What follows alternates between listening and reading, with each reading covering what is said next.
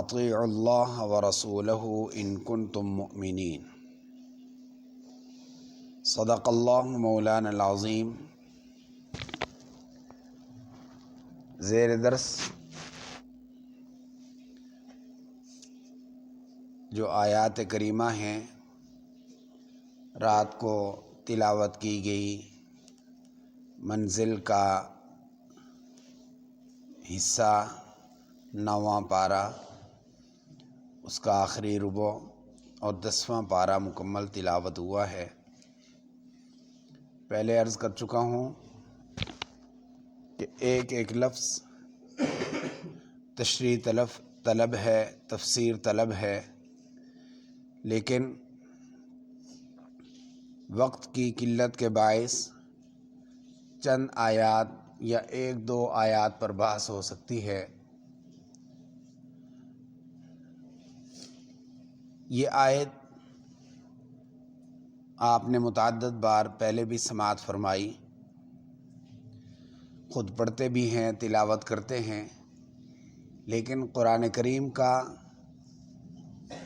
جو ذوق ہے، جو لذت اور چاشنی ہے، تب تک حاصل نہیں ہو سکتی جب تک معلوم نہ ہو کہ رب تعالیٰ کیا فرما رہے ہیں، کس موقع پر فرما رہے ہیں، کیا کیفیت ہے جس میں فرمایا جا رہا ہے۔ تب جا کے قرآن کریم کے اسلوب کو سمجھنے میں ایک گنا فائدہ حاصل ہوتا ہے۔ ہوا یہ کہ اسلام کا سب سے پہلا معرکہ غزوہ بدر، جس کو یوم الفرقان کہا گیا، کہ حق و باطل میں فرق کرنے والا معرکہ ہے، اس معرکے میں اہل ایمان کی جو مالی کیفیت ہے وہ سب کے سامنے تھی۔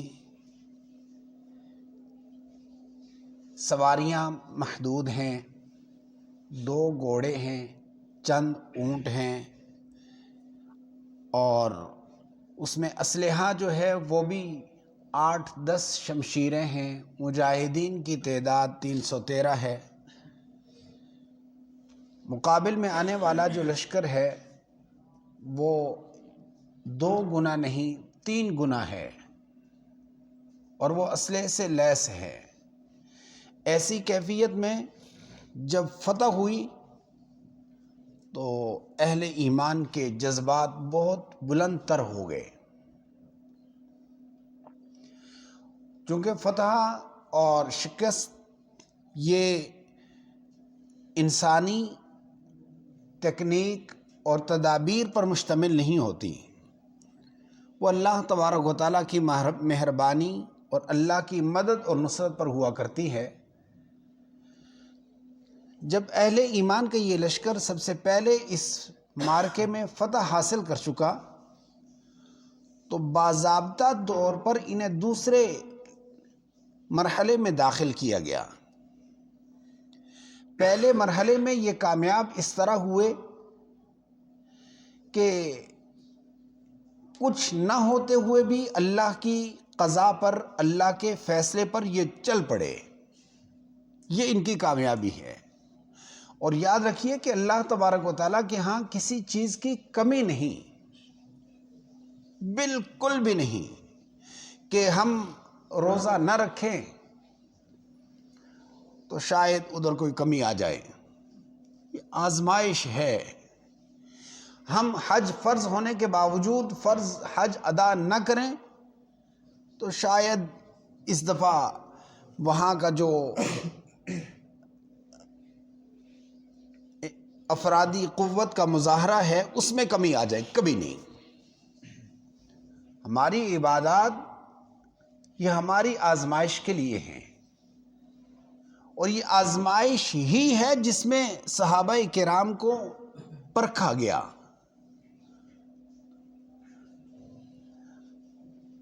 امتحن اللہ قلوبہم للتقوی، ان کے باطنی کیفیت کا امتحان ہوا ہے، اس میں ان کو کامیابی ملی ہے۔ ہمیں بھی اس رمضان کے پروسیس سے گزارا جاتا ہے، اور اس مرحلے سے گزارنے کا مقصد ہرگز یہ نہیں کہ ان کو بھوکا رکھا جائے اور کچھ جو معاشی تنگی ہے وہ بہتر ہو جائے گی، دن کو نہیں کھائیں گے بچت ہو جائے گی، ہرگز نہیں۔ چیک یہ کیا جا رہا ہے کہ یہ کہاں کہاں تک رک سکتے ہیں، کیونکہ جب صلاحیت ہوتی ہے انسان میں اور اس کو روکا جائے پھر رکنا مراد ہوتا ہے، وگرنہ معصوم چھوٹے بچے کو 8-10 سال کے بچے کو اگر یہ کہا جائے کہ لا تقربوا الزنا، زنا کے قریب نہیں جانا، بے معنی، سمجھ میں آنے والی بات نہیں۔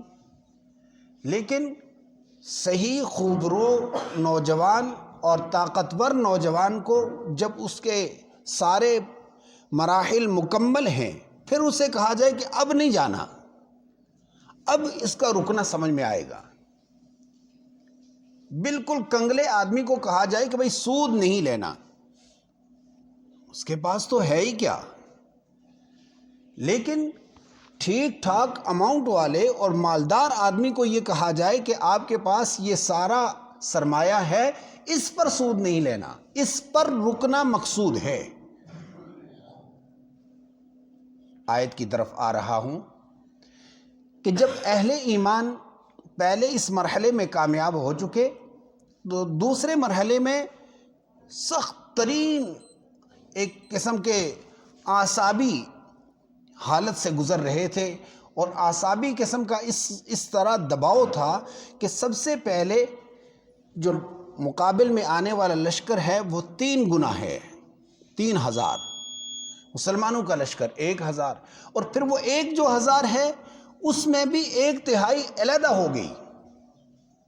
منافقین کی وہ تدبیر کہ یہ تو کھلی کھلی ہمیں خودکشی لگتی ہے کہ بھائی وہ 3000 ہیں ہم 1000 ہیں، لہٰذا ہم تو یہ خودکشی کرنے کے لیے تیار نہیں۔ بڑا ملمہ سازی کے ساتھ، بڑی اچھی تقریر کے ساتھ اپنے لوگوں کو بیچ سے نکالا، اور ظاہر ہے جب کسی گروپ سے لوگ نکلنا شروع ہوتے ہیں، لیفٹ ہونا شروع ہوتے ہیں، تو 2-3 اور بھی دل ٹوٹتے ہیں۔ ہر 2 کے درمیان سے ایک نکلنا شروع ہو جائے تو کیا مرحلہ ہوگا۔ صحابہ کرام کی اس جماعت میں سے منافقین ایک ایک کر کے کھسکنا شروع ہوئے۔ یہ دوسرا مرحلہ تھا کہ ہمت ہار جاتے، لیکن اللہ تبارک و تعالیٰ نے ان کی مدد فرمائی، نصرت فرمائی، اور پھر وہ اس مارکے میں مارکہ سر کرنے کے بعد، مختصراً عرض کرتا ہوں، سر کرنے کے بعد جب یہ بالکل فتوحات میں اور دشمن کو چاروں شانے چت کرنے کے بعد، بھگانے کے بعد، جب یہ مال غنیمت کے قریب پہنچے نا، یہ خاص بات سننے والی ہے، بالکل مال غنیمت کے قریب پہنچے تو پہلے والا بدر والا منظر سامنے تھا۔ کھاتے پیتے گھرانے میں اتنے تو تھے نہیں کہ مالی فراوانی ہو، کمزوری ہے، فاقہ ہے، گھر میں جو حالات ہیں وہ سب کے سامنے ہیں۔ ایسی کیفیت میں وہ جو بدر میں مال غنیمت تقسیم ہوا، اس کو سامنے رکھتے ہوئے صحابہ کرام نے کہا کہ یہ مجھے ملے گا، یہ اس کو ملے گا، یہ اس کو ملے گا۔ تقسیم شروع کی، اپنے ذہن میں خاکہ بنایا، ملا نہیں، ابھی خاکہ بنا رہے ہیں۔ اسی دوران جب جنگ اختتام کو پہنچی، فتح کے شادیانے بجنے لگے، خوشی کے لمحات سامنے آنے لگے، ایسے موقع پر یسألونک عن الانفال، یہ جو مال غنیمت ہے اور یہ جو مال فے ہے، یہ جو ہمیں مال حاصل ہوا ہے، اس کے بارے میں ایک دوسرے سے سوال ہوا۔ ایسی کیفیت میں کیا ہی کیفیت ہوگی جب اللہ تبارک و تعالیٰ نے حضور سے فرمایا قل الانفال للہ والرسول، یہ جو مال آپ دیکھ رہے ہو یہ تمہارا نہیں ہے، یہ اللہ اور اس کے رسول کا ہے۔ اللہ اکبر۔ ایسی کیفیت کو اپنے سامنے رکھیں کہ جب آدمی ایک بڑی لائن کراس کر کے، ایک بڑی لمبی قطار سر کرنے کے بعد کسی بوتھ پر پہنچے اور کہا جائے کہ بھئی تمہارا یہ بوتھ نہیں ہے، تم دوسری جگہ سے آئے ہو، دوسری غلط آ گئے ہو، تو انسان کا اندرونی چوٹ پڑتی ہے۔ ایسے ہی ان کا ذہن یہ تھا کہ اب یہ تقسیم ہوگی۔ اللہ تبارک و تعالیٰ نے ان کے اندر کا امتحان لیا اور فرمایا یہ تمہارا نہیں ہے، للہ والرسول، یہ اللہ اور اس کے رسول کا ہے۔ اس کیفیت میں صحابہ کرام، ہوتا یہ ہے میرے بھائی، ہم اس معاشرے کا حصہ ہیں، ہمیں معلوم ہے کہ اگر پارٹی الیکشن کے موقع پر کسی ایک آدمی کو ٹکٹ جاری کرتی ہے نا، تو 4-6 اور جو امیدوار ہوتے ہیں جن کا ذہن میں یہ ہوتا ہے کہ ہمیں بھی ملنا چاہیے، نہیں ملتا تو ایک دم سے علیحدگی اختیار کر لیتے ہیں۔ یہ ہماری سامنے کی بات ہے کہ بھئی ناراضگی ہے، ہم ان کے ساتھ اتنا کرتے رہے اور ہمیں انہوں نے اگنور کر دیا۔ ایسی کیفیت میں امتحان ہوتا ہے کارکن کا، سپاہی کا۔ حضور صلی اللہ علیہ وسلم نے ان کی تربیت ایسی فرمائی کہ جب یہ مال کی طرف دیکھا، اللہ نے فرمایا یہ اللہ اور اس کے رسول کا ہے، تو انما المؤمنون الذین اذا ذکر اللہ وجلت قلوبہم واذا تلیت علیہم آیاتہ زادتہم ایمانا وعلی ربہم یتوکلون۔ ایسی کیفیت میں ان پر کوئی اثر نہیں ہوا، وہ فوراً ان کے دل سہم گئے، وہ ڈرے، ایمان تازہ ہو گیا اور کہا کہ اللہ اور اس کے رسول کو للچائی ہوئی نگاہ سے ہم نے دیکھا، استغفار کرنا شروع کر دیا۔ فرمایا یہ جو لوگ ہیں اولئک هم المؤمنون حقا، یہ سچے مومن ہیں، یہ سچے مومن ہیں۔ یہ امتحان تھا اندر کا۔ اس امتحان کو پاس کرنے والے لوگوں کے لیے فرمایا لہم درجات عند ربہم ومغفرۃ ورزق کریم۔ یہ لوگ ہیں کہ جن کے لیے درجات ہیں، بلندیاں ہیں، مغفرت ہے، رزق کریم ہے۔ یہ کامیاب ترین جو لوگ ہیں، یہ آئیڈیل ہیں، یہ معیار حق ہیں۔ ہمیں چاہیے کہ ہم ان کے ساتھ یہ جو سیکھنے کا عمل ہے ان سے سیکھیں کہ انہوں نے دین اسلام کے لیے کیا کیا قربانیاں دی ہیں، ان کی گھریلو حالات کیا ہیں، اور حضور کے اور اللہ کے فرمان پر سر تسلیم خم ہونا دیکھیں۔ اللہ کریم ہمیں بھی صحابہ کرام جیسا جذبہ نصیب فرما دے۔ وآخر دعوانا الحمدللہ۔ قل یا عبادی الذین اسرفوا علی انفسهم لا تقنطوا من رحمت اللہ